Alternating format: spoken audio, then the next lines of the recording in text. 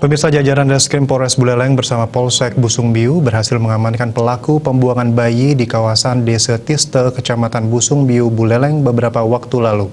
Pelaku tak lain adalah ibu dari bayi, lantaran diduga bayi tersebut berasal dari hubungan gelap dengan sang mantan kekasih. Nunduk aja, Mak.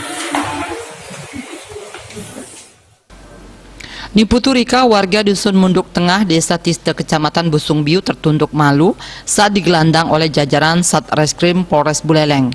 Rika merupakan pelaku pembuangan bayi di Desa Tiste beberapa waktu lalu. Rika yang pernah menjadi pekerja migran Indonesia itu tega melakukan aksinya tersebut lantaran kehamilannya tidak ada yang mengakui.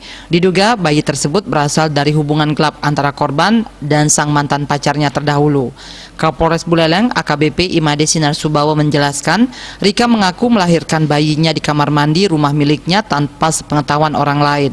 Kemudian bayi tersebut dibuang di depan gang depan rumahnya di Dusun Munduk Tengah, Desa Tiste. Bayi yang diketahui berjenis kelamin laki-laki ini akhirnya ditemukan oleh beberapa warga sekitar dengan kondisi tanpa kedua tangan. Padahal saat melahirkan, korban mengakui jika kondisi bayi utuh saat dilahirkan. Keterangan daripada tersangka saat ini, sampai dengan saat ini, bahwa pada saat bayi itu lahir, itu disampaikan bahwa bayi itu sudah dalam keadaan meninggal. Kemudian bayi itu dicuci dan kemudian bayi itu disimpan di dalam kantong plastik.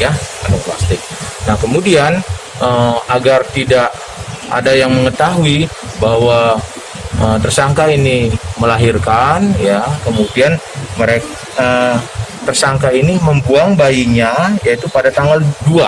Saat ini mayat bayi yang diketahui berjenis kelamin laki-laki itu dititipkan di RSUD Buleleng untuk dilakukan visum oleh tim forensik RSUD Buleleng. Komang Yuda, Bali TV.